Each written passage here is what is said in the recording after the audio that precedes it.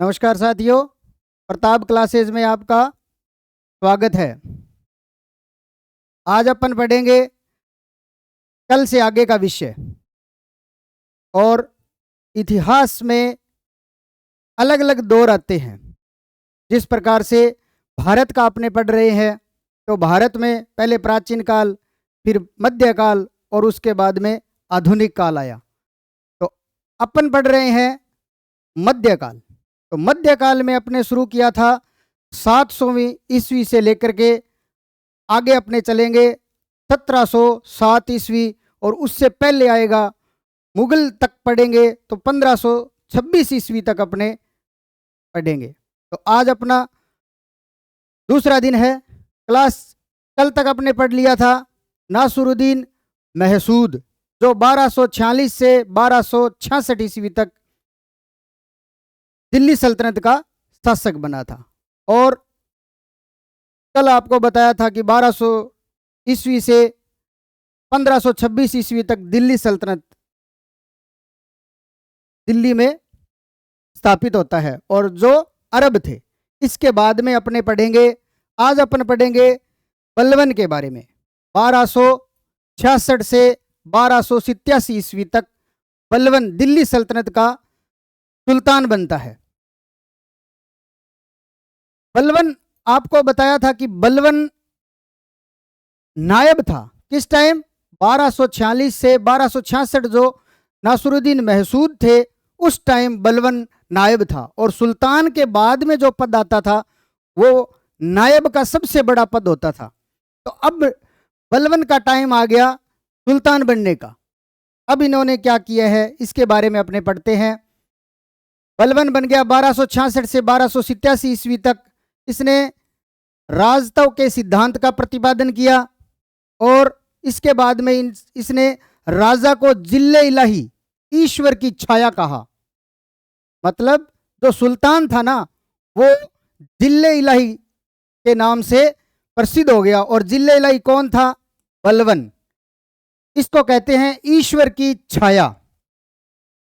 बलबन ने एक और नियम लागू कर दिया, फारसी नववर्ष की शुरुआत कर दी। और जो शुरुआत में मनाया जाता है उस टाइम जो उत्सव होता है उसको कहते हैं नौरोज, और वह भारत में भी प्रारंभ कर दिया। नौरोज जो उत्सव है फारसी, उसको भारत में शुरू कर दिया। और उसी के भांति सुल्तान की प्रतिष्ठा और बढ़ गई, और उसके दरबार में जो परंपरा लागू कर दी उसने सिजदा और पेबोस, दो नाम की जो परंपरा थी वो लागू कर दी। अब इसके अंदर होता क्या है? जो सिजदा प्रथा है उसमें होता है घुटनों के बल बैठकर सुल्तान के सामने सर झुकाना। ये होती है सिजदा प्रथा। ये अक्सर प्रश्न आता है कि सिजदा प्रथा है क्या और किस शासक ने लागू की थी। तो लागू करने वाला था बलबन। और है क्या प्रथा? ये होता है घुटनों के बल बैठकर सुल्तान के सामने झुकना। ये एक सिजदा प्रथा शुरू कर दी। और दूसरी होती है पेबोस। इसके होता है पेट के बल लेटकर सुल्तान के पैरों को चूमना। एक ये प्रथा भी शुरू कर दी। अब बलबन खुद बन गया नायब के बाद में सुल्तान, तो ये कुछ भी करवा सकता है, इतना बड़ा सम्राट है। और यह लगभग जो दिल्ली सल्तनत का पहला जो गुलाम वंश है उसका सबसे शक्तिशाली शासक माना जा सकता है इसको। तो इसकी दो परंपरा इन्होंने, फारसी जो नववर्ष है उसको शुरू कर दिया, जो नौरोज उत्सव होता है उसको भारत में शुरू कर दिया। और सुल्तान की प्रतिष्ठा को बढ़ाने के लिए दरबार में फारसी परंपरा के आधार पर सिजदा और पेबोस प्रथा लागू कर दी। इसके बाद में आता है, अब अगला कार्यक्रम इसने कर दिया, 40 दल पूर्ण रूप से समाप्त कर दिए। देखो, बलबन को बनाया किसने था? 40 दल नहीं, और खत्म भी 40 दल को कर दिया। अब अपना तो काम हो गया, इसके बाद में इसको खत्म कर दिया। ये 40 दल किसने शुरू किया था? आपको याद होगा, इल्तुतमिश ने शुरू किया था, जो तुर्कान चहलगामी के नाम से 40 सरदार, जो 40 गुलाम सरदार थे उनका दल एक बनाया गया था, जो इल्तुतमिश के टाइम था। लेकिन बलबन आते ही, जो सुल्तान बनते ही, इसने 40 दल का पूर्ण रूप से समाप्त कर दिया। अब आता है गुप्तचरों की व्यवस्था बलवन ने की, क्योंकि गुप्तचर अपने जो साम्राज्य था उसके अंदर जो कुछ भी घटना घट रही है उसकी जानकारी सम्राट जो राजा था, सुल्तान था, उस तक कौन पहुंचाएगा। उसका काम करने के लिए गुप्तचरों की व्यवस्था बलवन ने कर दी और उनको नाम दिया जाता है बरीद। बरीद नाम के जो गुप्तचर है उनका नाम इन्होंने रख दिया। और रक्तलोह नीति भी अपनाई। रक्तलोह नीति बलवन ने अपनाई। बलवन ने गढ़मुक्तेश्वर की जो मस्जिद है उसके दीवारों पर अपना नाम लिखवा दिया, स्वयं को खलीफा का सहायक। जो गढ़मुक्तेश्वर है उस मस्जिद की दीवारों पर शिलालेख लिखवा कर रख दिया कि मैं हूं खलीफा का सहायक। जो आपको बताया था अरब में सबसे बड़ा पद होता था खलीफा का, और उसका सहायक खुद को घोषित कर दिया बलवन ने। और यह प्रश्न अक्सर आता है कि गढ़मुक्तेश्वर मस्जिद के अंदर किसने अपना शिलालेख उत्कीर्ण करवाया था। वो नाम है बलवन, और उस पर नाम क्या था, खलीफा का सहायक। इसके बाद में आता है 1286-87 में, 1286-87 में बलवन की मृत्यु हो जाती है। और इस बारे में प्रसिद्ध इतिहासकार जो बर्नी थे उन्होंने बताया था कि 86-87 के अंदर जो बलवन की मृत्यु हुई उसमें दुखी होकर मालिकों ने अपने वस्त्र फाड़ दिए और सुल्तान के शव को नंगे पैरों दारून अमन के कब्रिस्तान तक ले जाया गया और अपने अपने सिर पर धूल फेंकी और इन्होंने 40 दिनों तक शोक रखा और भूमि पर सोए। ये उनके जो मालिक थे, जो उनको चाहने वाले थे, उन्होंने ये काम किया। 40 दिन तक उनका शोक रखा और कब्रिस्तान तक नंगे पैर लेके गए थे। ये भी घटना बर्नी ने जिक्र किया है अपनी पुस्तक में। यह प्रसिद्ध इतिहासकार थे। बलवन ने अपनी पुत्री का विवाह नासरुद्दीन महसूद से किया था। जो इससे पहले शासक था ना, नासरुद्दीन महसूद, उससे अपनी पुत्री का विवाह किया था। इसके बाद में ही राजा बनाइए। अब इसके बाद में 1266 से 87 तक शासक बनने के बाद में अब आता है केकूबाद। केकूबाद के शासक रहता है सिर्फ 3 वर्ष के लिए, 1287 से 1290 ईस्वी तक। और अंतिम शासक होता है दिल्ली सल्तनत गुलाम वंश का अंतिम शासक। गुलाम वंश का अंतिम शासक है, यह है क्यूमर्स, जो 1290 ईस्वी में गुलाम वंश खत्म हो जाता है। और अंतिम शासक है जो कौन है, क्यूमर्स है। क्यूमर्स के बाद में आगे पढ़ेंगे, लेकिन क्यूमर्स का जो संरक्षक था वो था जलालुद्दीन खिलजी। जलालुद्दीन खिलजी, जिसने खिलजी राजवंश की स्थापना करता है। तो आपने आज पढ़ लिया है गुलाम वंश। गुलाम वंश को आपने पूरा कर लिया है। गुलाम वंश जो 1206 ईस्वी से 1290 ईस्वी तक दिल्ली सल्तनत में शासक करता है, जिसमें अलग अलग शासक थे। कुतुबुद्दीन ऐबक पहला शासक था, अंतिम शासक था क्यूमर्स 1290 ईस्वी में। उसके बाद में कुतुबुद्दीन ऐबक के बाद में शासक बनता है इल्तुतमिश। इल्तुतमिश के बाद में आपने पढ़ा रजिया सुल्तान और बहराम शाह। इस प्रकार से पढ़ते पढ़ते अपने 1290 तक आ जाता है और गुलाम वंश का लास्ट शासक क्यूमर्स होता है। इसके बाद में आता है खिलजी राजवंश। दिल्ली सल्तनत में खिलजी राजवंश आता है, जो शासक बनते हैं 1290 ईस्वी से 1320 ईस्वी तक।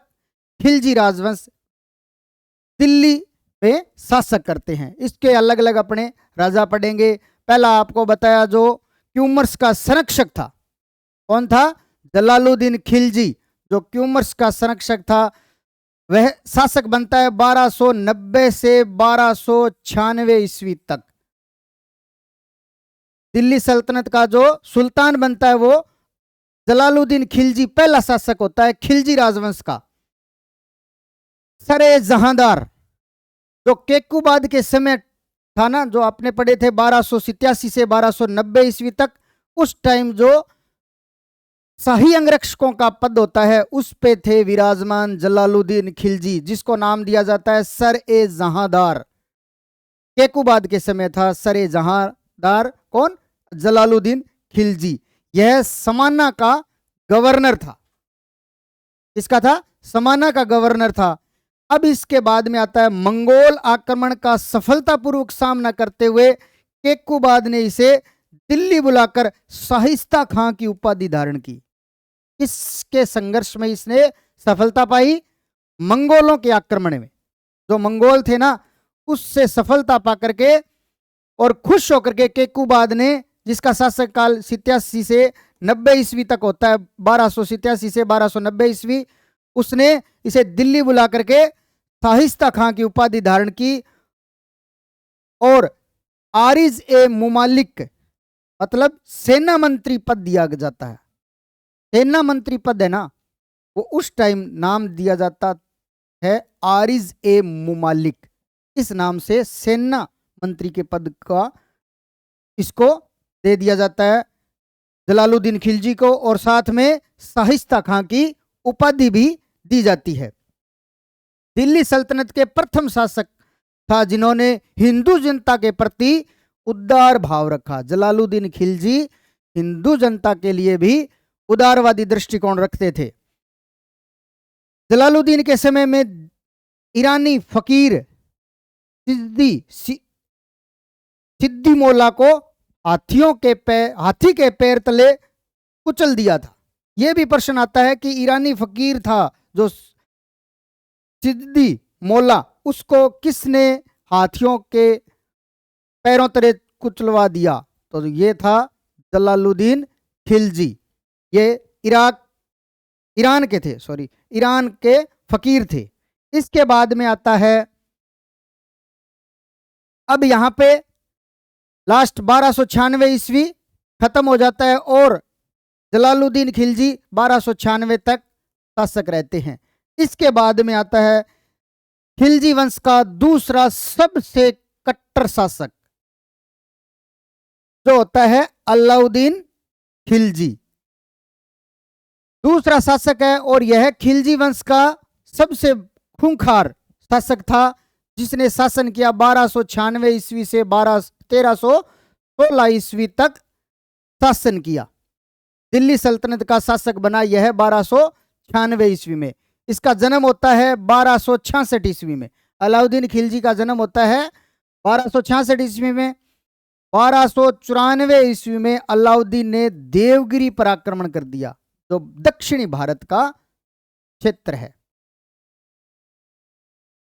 दक्षिणी भारत का क्षेत्र है देवगिरी, इस पे आक्रमण कर दिया और सुल्तान जलालुद्दीन से छिपकर अपार धन संपदा इसने प्राप्त की। अब जलालुद्दीन का यह सेनापति था और देवगिरी पे आक्रमण किया, तो जलालुद्दीन से छिपा करके इसने बहुत सारा धन अपने पास रख लिया और इसके बाद में इसकी लालसा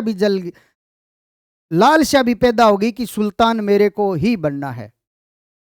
तो यह देवगिरी पर आक्रमण जो अलाउद्दीन खिलजी ने किया, प्रथम आक्रमण था 1294 ईस्वी में। उसके बाद में और पढ़ेंगे अपने, लेकिन यह पहला तो देवगिरी पर आक्रमण था, वो पहला आक्रमण था।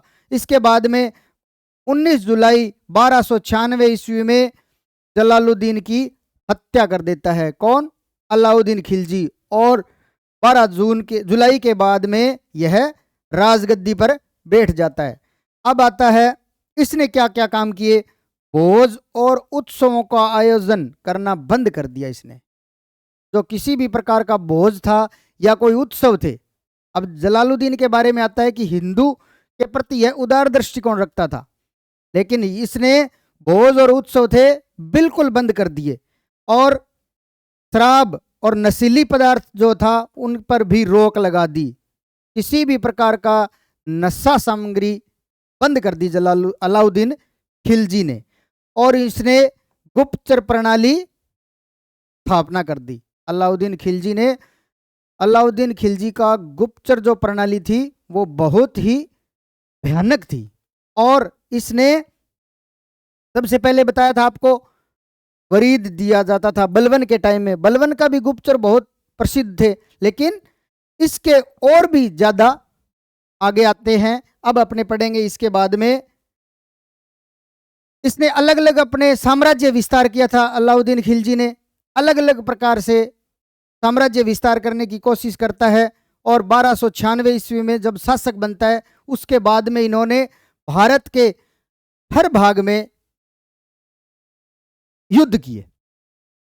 साम्राज्य विस्तार आता है, पहला आता है गुजरात के अंदर, जो 1298 ईस्वी में रायकर्ण बघेल है उसको हरा दिया।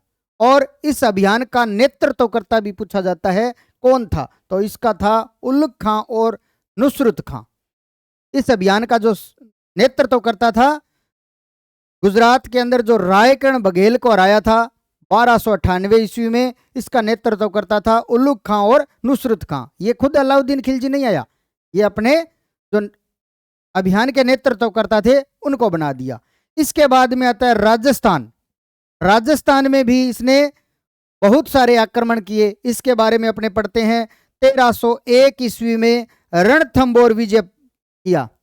1301 ईस्वी में रणथंबोर का शासक था हमीर देव, जो चौहान वंश का था, इसको पराजित कर देता है। और इस अभियान का नेतृत्व भी कौन करता है? उल्लुग खां और नुसरत खां, दोनों इस अभियान का नेतृत्व करते हैं। और यहां राजपूत ने जोहर कर लिया, और राजस्थान का पहला जोहर है। 1301 में रणथंबोर विजय प्राप्त की थी, उसमें हमीर देव शासक थे रणथंबोर के, और यह 1301 ईस्वी में रणथंबोर को विजय कर लेता है। इसके बाद में आता है इस अभियान जो अपने पढ़ रहे हैं 1301 वाला। इस अभियान के अंदर इसके साथ में थे प्रसिद्ध शायर अमीर खुसरो, जो अलाउद्दीन खिलजी के साथ में भी थे। अब आता है सबसे प्रसिद्ध, राजस्थान में सबसे बड़ा आक्रमण करते हैं 1303 ईस्वी में, जो चित्तौड़ के राजा होते हैं रतन सिंह, इस पर आक्रमण करते हैं और चित्तौड़ पर अधिकार कर लेते हैं रतन सिंह। और रतन सिंह की पत्नी पद्मिनी के बारे में आपने पढ़ा भी होगा, सुना भी होगा, और पिछले दिनों एक मूवी भी आई थी। तो ये रतन सिंह को भी हरा देता है 1303 ईस्वी में, जो चित्तौड़ का राजपूत राजा होता है, इसको भी हरा देता है। इसके बाद में आता है 1303 ईस्वी में जो चित्तौड़ विजय करता है, इसका नाम चित्तौड़ की जगह इन्होंने खिजराबाद कर दिया, और खिजराबाद अपने पुत्र को दे दिया, जो 1311 ईस्वी में चित्तौड़ मालदेव को सौंप देता है। यह दक्षिणी राजस्थान का शासक होता है मालदेव, इसको 1311 ईस्वी में चित्तौड़ को सौंप देता है। इसके बाद में आता है 1308 ईस्वी में सिवाना विजय कर लेता है, जहां का शासक होता है शीतल देव, परमार राजवंश होता है उसका शासक होता है, और इसका नेतृत्व करता है कमालुद्दीन कुर्ग। इस अभियान का नेतृत्व जो 1308 ईस्वी में होता है उसका कमालुद्दीन कुर्ग अलाउद्दीन की तरफ से नेतृत्व करता है, और यहाँ का शासक होता है शीतल देव, जो परमार राजवंश था उसका शासक होता है, और सिवाना दुर्ग को भी जीत लेता है। इसके बाद में आता है 1311 ईस्वी में जालोर को भी जीत लेता है, और जालोर के अंदर शासक होता है कान्हा देव, और इसको कृष्ण देव भी कहते हैं, इसको भी पराजय कर देता है। और इस अभियान का नेतृत्व करता भी कमालुद्दीन कुर्ग होता है। अब दक्षिणी जो भारत है, सॉरी गुजरात है, गुजरात के अंदर आपको बताया उल्लुग खां और नुसरत खां थे, और इधर आता है कमालुद्दीन कुर्ग, जो 1311 ईस्वी में जालोर विजय कर लेता है, जहां का शासक होता है कानड़ देव। इसके बाद में आता है अलाउद्दीन खिलजी, राजस्थान मतलब उत्तरी भारत को तो जीत लेता है। इसके बाद में आता है इसका अभियान दक्षिणी भारत की तरफ। दक्षिणी भारत में भी इन्होंने अपना आधिपत्य जमा लिया था, और यहां पर होता है अलाउद्दीन का महान सेनापति मलिक काफूर, जो गुजरात विजय के दौरान नुसरत खां द्वारा 1000 दिनार में खरीदा गया था। गुजरात अभियान जो 1298 ईस्वी में अलाउद्दीन खिलजी ने नुसरत खां के नेतृत्व में भेजा था, वहां मलिक काफूर को खरीद लेता है। वहां पे मलिक काफूर मिलता है और 1000 दिनार में खरीद लेता है। उस टाइम की मुद्रा थी दिनार, उसने 1000 दिनार में खरीद लेता है, और इसको 1000 दिनारी भी कहते हैं मलिक काफूर को। यह दक्षिण अभियान का नेतृत्व करता है। सेनापति हो गया मलिक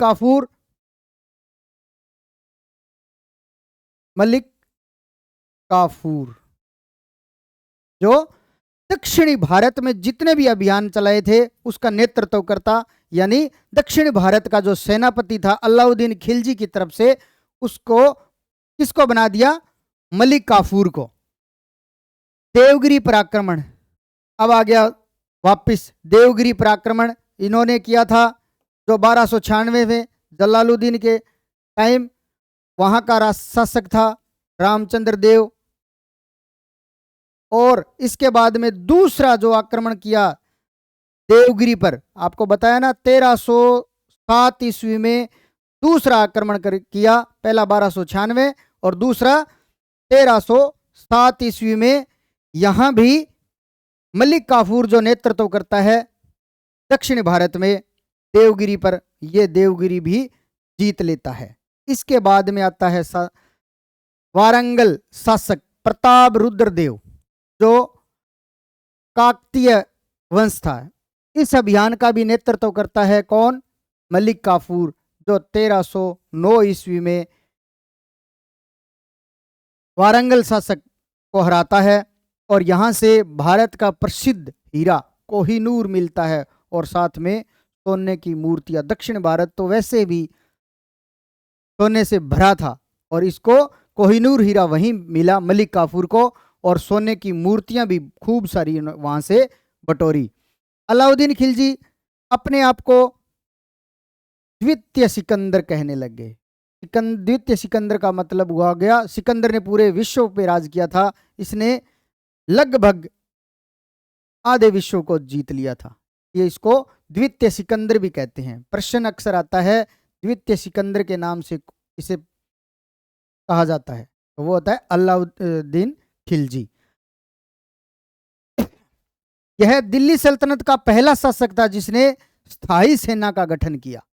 दिल्ली सल्तनत का पहला शासक जिसने स्थायी सेना बना दी थी, जो है अलाउद्दीन खिलजी। अलाउद्दीन खिलजी के दरबार में अमीर खुसरो, हसन देहलवी जैसे महान कवि थे, और अमीर खुसरो ने तो सितार का आविष्कार किया था। जो आजकल अपने सितार बजाते हैं, उसका आविष्कार करने वाला भी अमीर खुसरो था।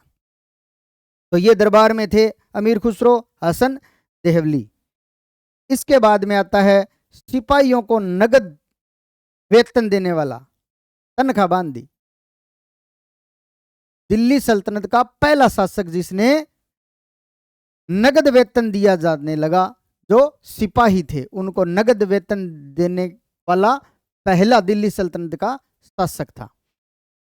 खिलजी ने 2 नए कर भी लगा दिए। जो राजतव सिद्धांत था ना बलवन का, उसमें आता है कर व्यवस्था। तो बलवन के बाद में अलाउद्दीन खिलजी ने 2 नए कर लगा दिए। कौन से? कोई भी मकान बनाएगा तो कर देना पड़ेगा, मतलब टैक्स देना पड़ेगा। और चराई कर, पशुआन चरा के लियाओगा तो भी कर देना पड़ेगा। अब 12 काट लियो पशुआन।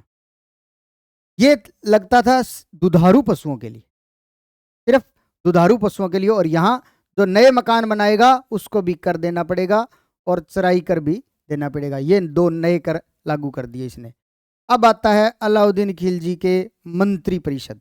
अब मंत्रिमंडल कैसा था, का शासन करने का ढांचा किस प्रकार से था, वो अपन पढ़ेंगे।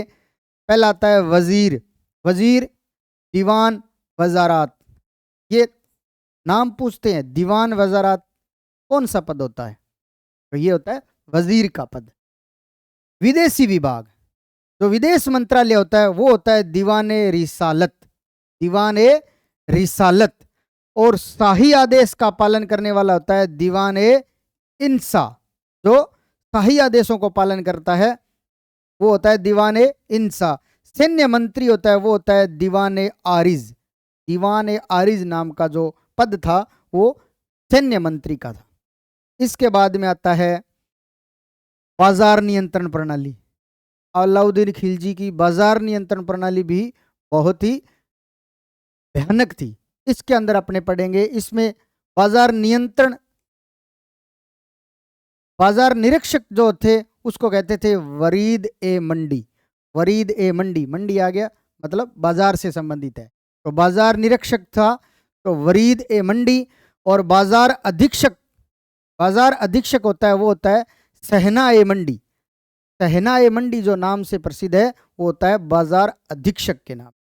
इसके बाद में आ जाए बाजार नियंत्रक, ये होता है दीवान ए रियासत।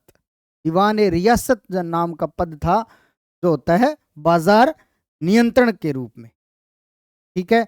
और बाजार नियंत्रण प्रणाली इस प्रकार से थी, उस टाइम माना जाता था अगर कोई बाजार के अंदर किसी भी प्रकार की गड़बड़ी करता है, मतलब नाप तोल में भी अगर कोई सेठ गड़बड़ी कर लेता था तो अलाउद्दीन खिलजी जो गुप्तचर थे ना, वो सूचना अलाउद्दीन खिलजी तक दे देते थे।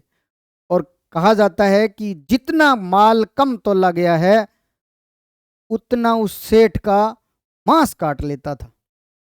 ये बात अलाउद्दीन खिलजी के टाइम थी। अब कौन अपना मांस कटवाएगा और कम कौन तोलेगा? जो किलो लेगा वो भाई साहब किलो से ऊपर ही देगा, कम दे दिया तो फिर दिक्कत हो जाएगी। अगर उसके गुप्तचर थे ना वो अलाउद्दीन खिलजी को कह दे तो कहीं मांस काट ले, तो ये भी उसके टाइम व्यवस्था थी। इसके बाद में आता है अलाउद्दीन खिलजी का जो शासन काल होता है लास्ट 1316 ईस्वी में अलाउद्दीन खिलजी की मृत्यु हो जाती है। और जो खिलजी राजवंश है उसका दूसरा शासक होता है। और इसके बाद में आता है खिलजी वंश का अंतिम और तीसरा शासक मुबारक शाह खिलजी। कौन है?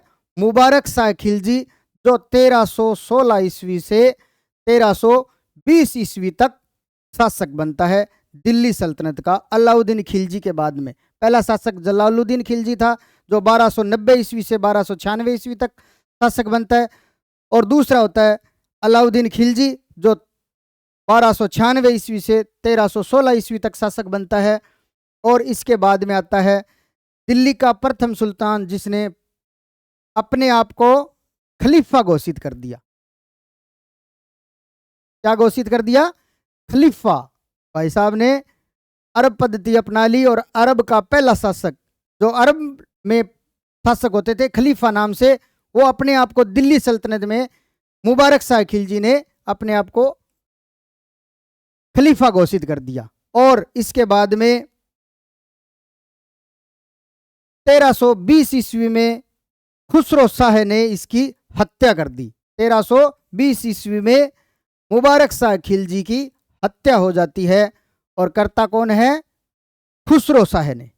और दिल्ली सल्तनत में खिलजी राजवंश का अंत हो जाता है। यह खिलजी राजवंश का अंतिम शासक होता है। इसके बाद में आगे अपने तुगलक वंश पढ़ेंगे, वो अपने कल पढ़ेंगे। इसके बारे में ध्यान से पढ़ लेना और बहुत अच्छे प्रश्न आते हैं। अलाउद्दीन खिलजी और बलबन आज अपने सबसे बड़े शासक दिल्ली सल्तनत के पढ़े हैं। बलबन के बहुत सारे प्रश्न बनते हैं और अलाउद्दीन खिलजी के भी, जो उत्तरी भारत का अभियान है, दक्षिणी भारत का अभियान है, उसमें प्रश्न अक्सर पूछे जाते हैं। तो आज के सेशन खत्म करते हैं। जय हिंद, जय भारत, जय राजस्थान।